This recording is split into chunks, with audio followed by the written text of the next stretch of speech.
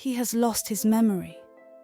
He doesn't know how, why, or exactly since when.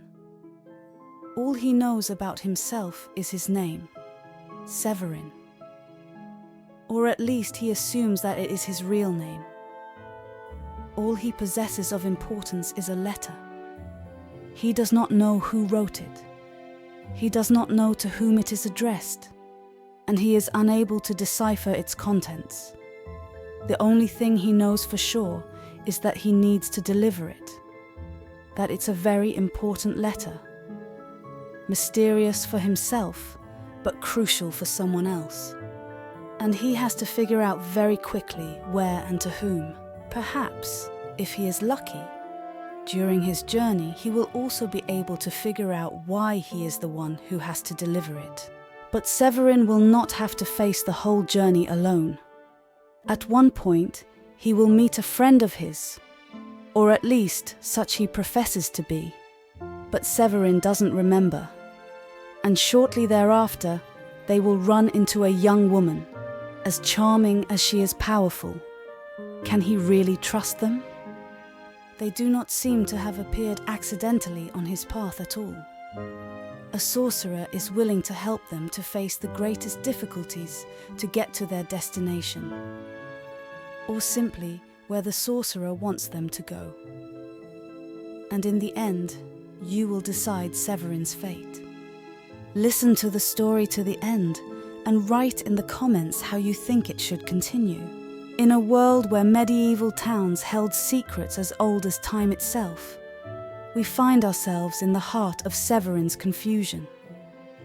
He emerged from a dimly lit tavern, where the flickering candlelight painted the faces of revelers in shades of mystery. The town, like many others of its kind, boasted cobbled streets that wound through crooked alleys. Buildings of weathered stone loomed over the winding lanes, leaning close, as if conspiring with the secrets whispered in their shadows. As Severin stepped into the cobblestone street, the questions swirling in his mind were as hazy as the memory of how he had found himself inside the tavern. He couldn't recall when he had entered or what had transpired within those enigmatic walls. The echoes of a name, Severin, lingered in his ears, but the rest remained shrouded in a fog of uncertainty. The last fragment of memory was a hushed farewell from a stranger. Good luck in delivering your letter. Unfortunately, nobody can help you with this. You will have to figure it out alone. The letter he clutched was an enigma unto itself, its contents an indecipherable script. Severin's brows knitted together in frustration as he sought a shred of understanding. He wandered through the labyrinthine streets of the town, asking passers-by for guidance, but their eyes darted away, reluctant to engage with his bewildered plea. Desperation mounting, Severin approached a scholarly-looking figure whose eyes twinkled with a hint of ancient wisdom. With trembling hands, he extended the perplexing letter to the stranger. "Can you help me?" Severin implored, his voice quivering with the weight of uncertainty. The scholar adjusted his spectacles and scanned the script with an appraising gaze. After a moment, he spoke in a voice tinged with cryptic wisdom. "I suggest you start your journey exactly where every mysterious journey begins, from the great forest. Usually there people find answers, or at least lose their questions. I hope for you the first option." Severin's heart pounded with a mix of trepidation and curiosity. The Great Forest, a name that had always been whispered in hushed tones, held its own mystique. It was a place where the line between reality and myth blurred, and where secrets swirled like leaves in a tempest. With a grateful nod, Severin embarked on this uncertain path, clutching the enigmatic letter to his chest. The town's winding streets and their layers of stories began to fade behind him. As he ventured toward the sprawling expanse of the great forest, he couldn't help but wonder if this journey would unravel the mysteries shrouding his past, or if it would only plunge him deeper into the labyrinth of enigmas that his life had become. Chapter 3. The Dark Forest and a Mysterious Friend.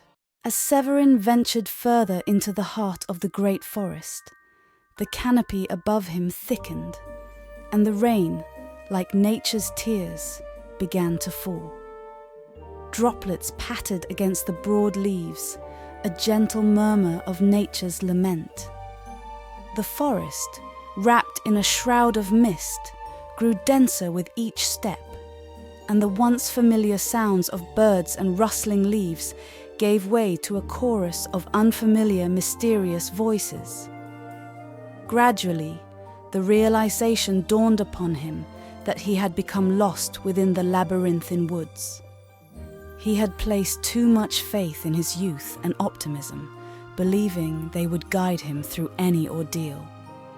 Now, Severin found himself disoriented and vulnerable in the heart of the great forest.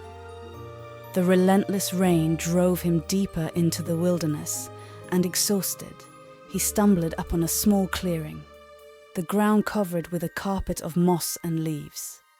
A bed of sorts, created by nature's hand. He collapsed onto it, and the soothing embrace of slumber claimed him, though he couldn't discern how much time had passed, for no sunlight filtered through the dense vegetation. When Severin awoke, he found himself under the gaze of a courteous and friendly-looking young man. A warm smile graced the stranger's lips as he spoke. "For you, any excuse to sleep is a good one, isn't it?" Severin blinked, perplexed by the stranger's familiarity. "Who are you?" he asked, his voice trembling with uncertainty. The stranger's smile widened as he nodded in understanding. "Ah, the amnesia again. Well, I suppose it's forgivable that you don't recognize your best friend anymore. I'm Bardolph, and I believe we have a mission to accomplish." Bardolph's introduction left Severin further baffled. The mention of a mission hung in the air, tantalizingly vague yet brimming with purpose. Severin extended the mysterious letter toward Bardolph, his brows furrowing in confusion.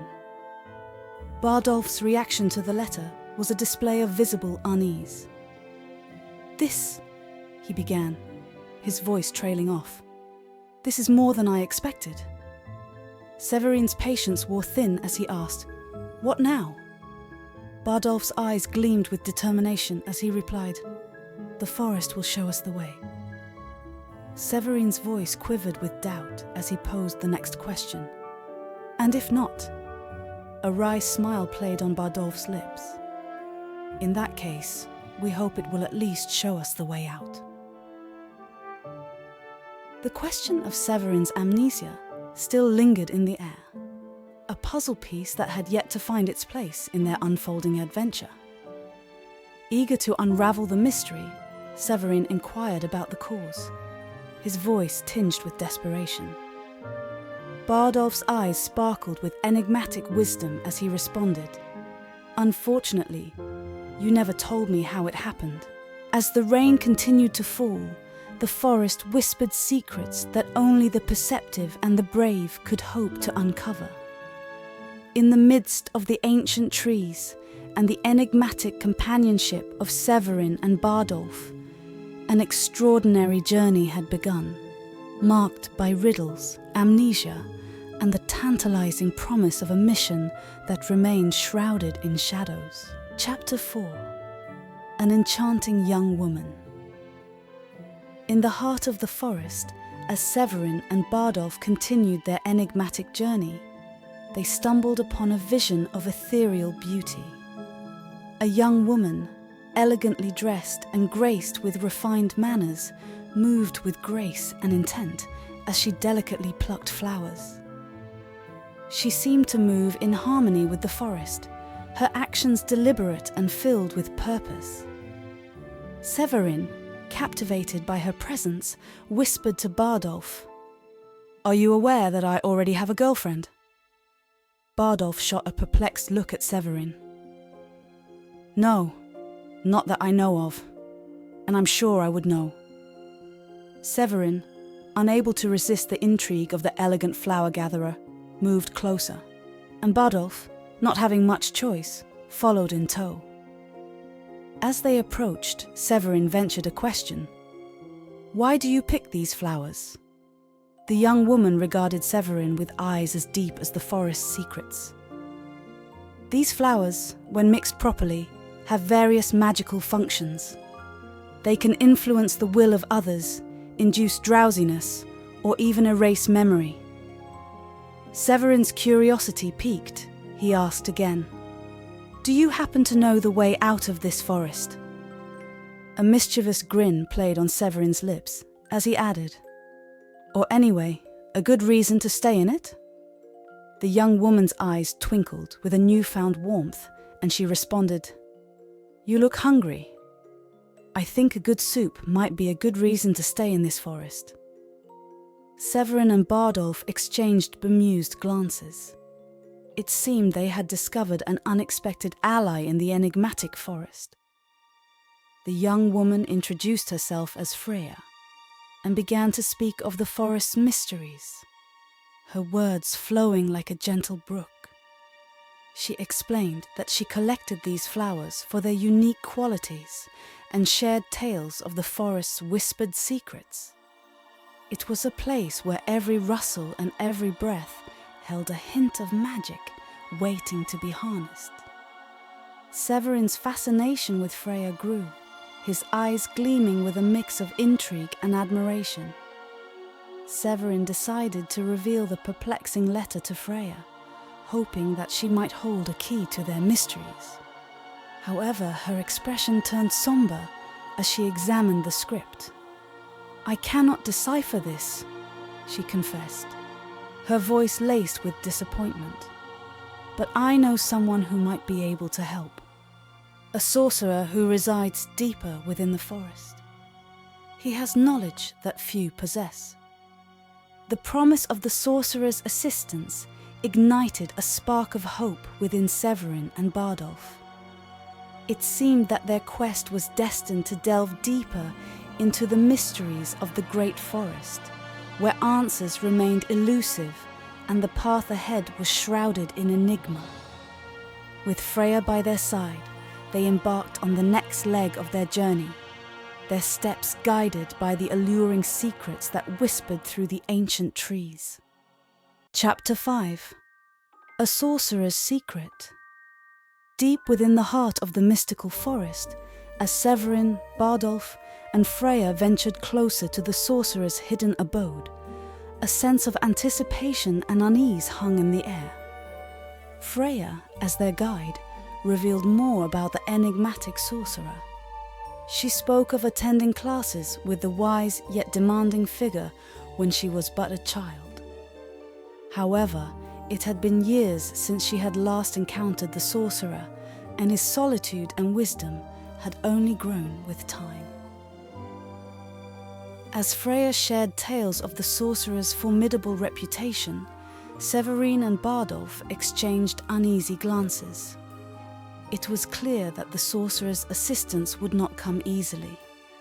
He would require proof of their unwavering commitment to their quest, a determination that could push them beyond their limits. They agreed to face this challenge, for there was no turning back now. Lost deep within the forest, they had no choice but to venture forth and seek the sorcerer's guidance. Freya offered a forewarning as they embarked on their path to the sorcerer's workshop. "The sorcerer is known to test those who approach," she explained, partly to dissuade them and partly to see if they possessed the true resolve necessary for the task at hand. As they continued their journey, the forest grew dark and foreboding. Shadows danced ominously around them, and eerie sounds echoed through the ancient trees. a series of dangers manifested before them, with the appearance of fearsome beasts and horrible creatures, from which Severin would have escaped instantly had he been alone. But Freya, with her knowledge and grace, managed to deflect them, proving her worth as their guide. Then, just as suddenly as the dangers had arisen, the darkness dissipated and an ethereal, calm voice resonated through the stillness. "I see you have not forgotten anything," the voice declared. It was the sorcerer himself. They engaged in an intriguing exchange as the sorcerer introduced himself and revealed that his solitude in the forest was a form of amusement and a test for those who sought his counsel. They explained Severin's amnesia, and the sorcerer's voice took on an air of thoughtful consideration. "I think I know what happened to you," the sorcerer remarked, casting a veil of mystery over the revelation. But he pressed for their mission, demanding, "Tell me about your quest." Freya presented the cryptic letter, emphasizing that they had not been able to decipher its contents. The sorcerer, seemingly unfazed by the challenge, responded, "It is encrypted for good reason. Should it fall into the wrong hands, it could have catastrophic consequences." Severin, Bardolph, and Freya exchanged uncertain glances, pondering the weight of the sorcerer's words. "Then in whose hands should it end up?" Severin inquired, his voice laced with curiosity. The sorcerer's response carried an air of contemplation. "That, my dear, is a question I would very much like to understand myself." With a gracious offer, the sorcerer extended an unexpected invitation, stating, "If you wish, I will accompany you on this journey. In fact, it would be irresponsible of me to let you go alone." In the midst of the ancient forest, where magic intertwined with enigma, Severin, Bardolph, and Freya faced a pivotal moment in their quest. With the guidance of the sorcerer, they hoped to unravel the mysteries hidden within the letter and discover the true purpose behind their journey. As the forest whispered secrets in hushed tones, the companions readied themselves for the next chapter in their enigmatic adventure. Chapter 6: Towards an Unknown Destination. In the final chapter, as Severin, Bardolph, Freya, and the sorcerer continued their path out of the forest, Severin couldn't shake the nagging question of his amnesia. Finally, he couldn't resist the need to know and turned to the sorcerer. "Why won't you tell me about my amnesia?" he inquired. The sorcerer's response carried a touch of wisdom. "This may be too sensitive information for you right now. I prefer to confront you gradually." Severin, understanding the need for caution, didn't object and redirected the conversation. They exchanged stories and thoughts about the forest, their travels, and the mysteries that had led them to this point. It was a brief respite before the sorcerer voiced a suggestion. "We are about to leave the forest. We may want to rest a while before we face the unknown." Severin and his companions found a peaceful clearing and lay down to rest. As the forest's lullaby drifted through their dreams, Severin suddenly heard an unfamiliar voice calling his name. He cautiously scanned the slumbering figures of the sorcerer, Bardolph, and Freya, realizing he was the only one who had heard it. Intrigued and driven by the mysterious voice, he cautiously got up, moving silently away from the others. A few steps further into the woods, Severin was met by an unfamiliar yet kindly-looking man. "Hello, Severin," the man greeted him. "Just as I feared, you don't recognize me. I am your Uncle Claudius." Severin's brows furrowed in confusion. "Excuse me, but I actually don't recognize you, to the point that I don't remember ever having seen you before." However, Severin's cautious nature kicked in, and he remembered the warning about the people they might encounter outside the forest.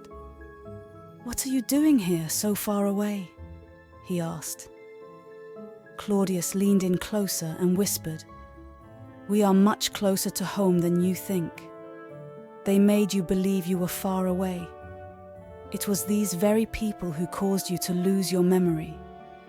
You carry a letter with you, the origin and destination of which you know neither.